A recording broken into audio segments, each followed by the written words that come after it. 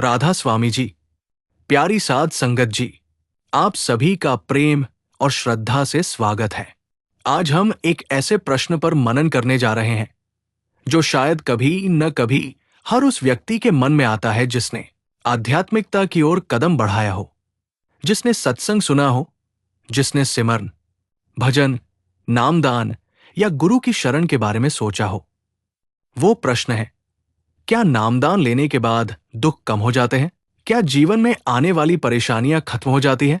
क्या इंसान को फिर चिंता, दर्द, तकलीफ, संघर्ष और मन की बेचैनी का सामना नहीं करना पड़ता? ये सवाल बहुत गहरा है और शायद लाखों लोगों के मन में कभी न कभी जरूर उठता है। इसलिए आज का ये सत्संग अंत तक जरूर सुनिए, क्योंकि हो सकता है इस चर्चा में आपको अपने जीवन से जुड़ा कोई उत्तर मिल जाए, कोई ऐसी बात मिल जाए जो आपके मन को शांति दे। और अगर आप ऐसे ही सत्संग, आध्यात्मिक विचार और नई अपडेट सुनना पसंद करते हैं तो वीडियो को लाइक जरूर कीजिए, चैनल को सब्सक्राइब कीजिए और बेल आइकन दबाना बिल्कुल मत भूलिए, ताकि आने वाले हर नए सत्संग की जानकारी आप तक सबसे पहले पहुंचे। अब पूरे प्रेम और श्रद्धा के साथ इस विचार यात्रा की शुरुआत करते हैं। साध संगत जी, जब कोई इंसान पहली बार नामदान के बारे में सुनता है तो उसके मन में कई तरह की उम्मीदें जन्म लेने लगती हैं। वो सोचता है कि शायद नामदान लेने के बाद जीवन पहले जैसा नहीं रहेगा, शायद दुख कम हो जाएंगे, परेशानियां दूर हो जाएंगी, मन शांत हो जाएगा, रिश्ते सुधर जाएंगे, आर्थिक परेशानियां खत्म हो जाएंगी और जीवन आसान हो जाएगा। ये सोचना गलत भी नहीं है, क्योंकि हर इंसान अपने जीवन में शांति चाहता है। हर कोई चाहता है कि उसे दुखों से राहत मिले। लेकिन यहां एक बहुत गहरी बात समझने की जरूरत है। क्या नामदान का अर्थ दुखों का अंत है, या दुखों को समझने और सहने की शक्ति का आरंभ है? जीवन को अगर ध्यान से देखा जाए तो एक बात समझ आती है कि दुख और सुख दोनों इस संसार का हिस्सा है। जिस प्रकार दिन के बाद रात आती है, गर्मी के बाद सर्दी आती है, उसी प्रकार जीवन में खुशी और दुख दोनों साथ चलते हैं। कोई भी ऐसा इंसान नहीं मिलेगा जिसने केवल सुख देखा हो, और कोई ऐसा भी नहीं मिलेगा जिसने केवल दुख ही देखा हो। फर्क सिर्फ इतना होता है कि कोई व्यक्ति दुख में टूट जाता है और कोई दुख के बीच भी स्थिर रहना सीख लेता है। कई बार लोग सोचते हैं कि अगर कोई व्यक्ति नामदान ले लेता है, सत्संगी बन जाता है, सिमरन करता है, तो उसके जीवन में दुख नहीं आने चाहिए। लेकिन अगर ऐसा होता तो दुनिया के हर आध्यात्मिक व्यक्ति के जीवन में केवल सुख ही होता।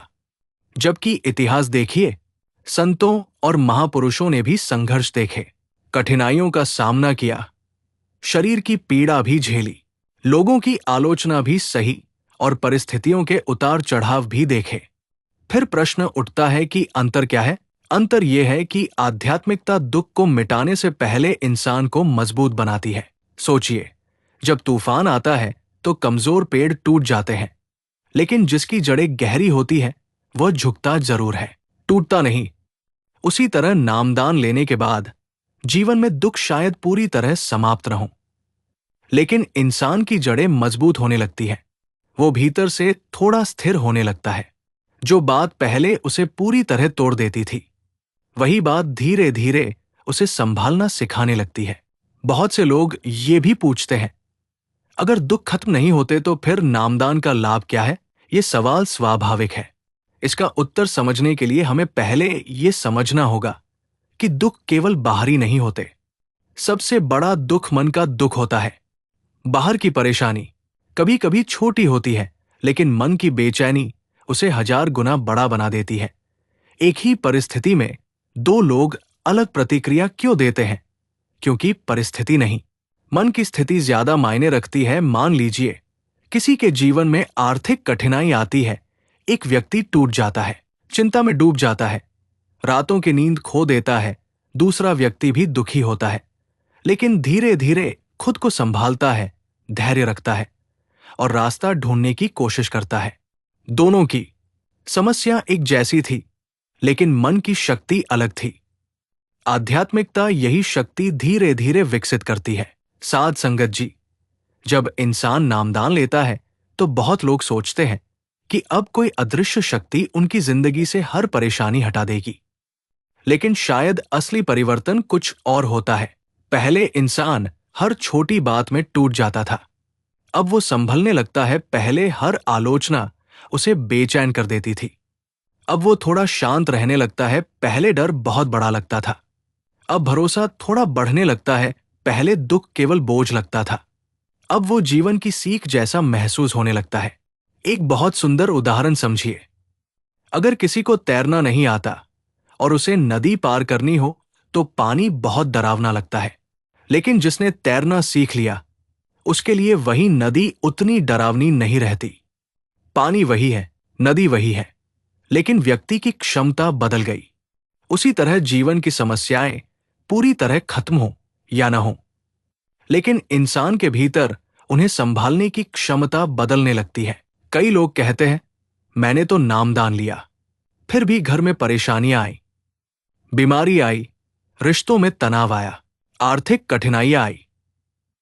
ऐसे में मन सवाल करता है कि आखिर फायदा क्या हुआ? यहां एक बात समझने वाली है। क्या आध्यात्मिकता हमें इंसान होने से अलग कर देती है? क्या नामदान लेने के बाद हम संसार के नियमों से बाहर हो जाते हैं? शायद नहीं। शरीर है तो बीमारी का नियम रहेगा, संसार है तो उतार चढ़ाव रहेंगे, रिश्ते हैं तो मतभेद भी होंगे, काम है तो तनाव भी आएगा। लेकिन फर्क यह है कि इंसान धीरे धीरे इन सब के बीच भी संतुलन सीखने लगता है। जीवन में सबसे कठिन समय वो होता है जब इंसान खुद को अकेला महसूस करता है। दुख केवल परिस्थिति से नहीं बढ़ता, दुख तब ज्यादा बढ़ता है जब मन कहने लगता है, मैं अकेला हूं, मेरी कोई सुनने वाला नहीं। लेकिन जब इंसान आध्यात्मिकता की ओर बढ़ता है, सिमरन करता है, सत्संग सुनता है, भीतर थोड़ा विश्वास पैदा करता है, तब कहीं न कहीं उसे ये एहसास होने लगता है कि मैं पूरी तरह अकेला नहीं हूं। ये एहसास ही कई बार बहुत बड़ा सहारा बन जाता है। एक और गहरी बात समझिए, दुख हमेशा दुश्मन नहीं होता। कभी कभी दुख इंसान को वो सिखा देता है जो आराम नहीं सिखा पाता।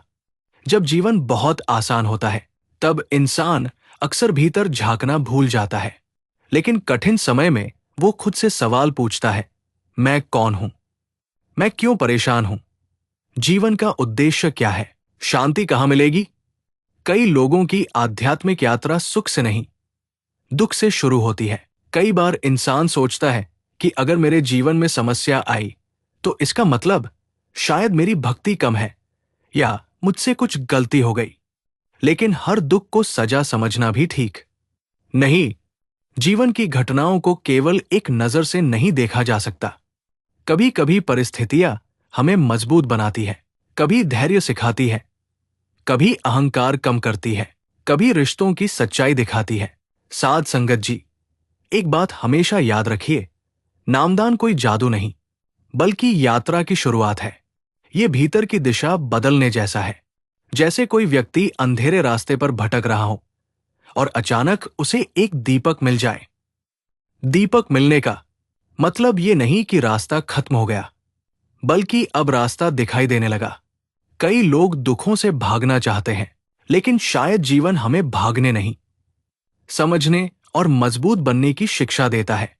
और जब इंसान धीरे धीरे भीतर मजबूत होने लगता है, तब वही दुख जो पहले पहाड़ जैसे लगते थे, धीरे धीरे छोटे महसूस होने लगते हैं। साध संगत जी, आज की इस विचार यात्रा से हमें यही समझने की कोशिश करनी चाहिए कि नामदान लेने के बाद जीवन से हर दुख तुरंत समाप्त हो जाए। ऐसा जरूरी नहीं होता, लेकिन इंसान के भीतर दुखों को समझने, सहने और उनके बीच भी संतुलित रहने की शक्ति धीरे धीरे बढ़ने लगती है। संसार का नियम सुख और दुख दोनों का आना जाना है, लेकिन आध्यात्मिकता इंसान को ये सिखाती है कि परिस्थितियां चाहे जैसी हों, मन को कैसे स्थिर रखा जाए, विश्वास को कैसे मजबूत रखा जाए और कठिन समय में भी उम्मीद का दीपक कैसे जलाए रखा जाए। कई बार वही इंसान जो पहले छोटी सी परेशानी में टूट जाता था, धीरे धीरे इतना मजबूत बनने लगता है कि बड़ी मुश्किलों में भी धैर्य नहीं छोड़ता। शायद यही भीतर का परिवर्तन सबसे बड़ी कृपा बन जाता है। इसलिए अगर आपके जीवन में भी कठिन समय चल रहा है, अगर कभी आपको लगता है कि दुख बहुत ज्यादा है, तो निराश मत होइए। अपने भीतर विश्वास बनाए रखिए, अच्छे विचारों के साथ जुड़े रहिए, प्रेम और धैर्य को जीवन में जगह दीजिए और सकारात्मक सोच के साथ आगे बढ़ते रहिए। हर रात के बाद सुबह आती है और हर कठिन समय हमेशा के लिए नहीं रहता। जब मन मजबूत होने लगता है, तब रास्ते भी धीरे धीरे साफ दिखने लगते हैं। अगर आज का ये सत्संग आपको अच्छा लगा हो, अगर इसने आपके मन को थोड़ा भी छुआ हो, तो वीडियो को लाइक जरूर कीजिए, चैनल को सब्सक्राइब करना बिल्कुल मत भूलिए और बेल आइकन जरूर दबाइए ताकि ऐसे ही नए सत्संग, आध्यात्मिक विचार और नई अपडेट आप तक सबसे पहले पहुंचती रहें। कमेंट में जरूर लिखिए राधा स्वामी जी और इस सत्संग को अपने परिवार, दोस्तों और उन लोगों तक शेयर जरूर कीजिए जिन्हें इसकी जरूरत हो सकती है। मिलते हैं अगले सत्संग में एक नई सीख, एक नए विचार और प्रेम भरे संदेश के साथ। तब तक अपना ध्यान रखिए, सकारात्मक रहिए, सिमरन करते रहिए। राधा स्वामी जी।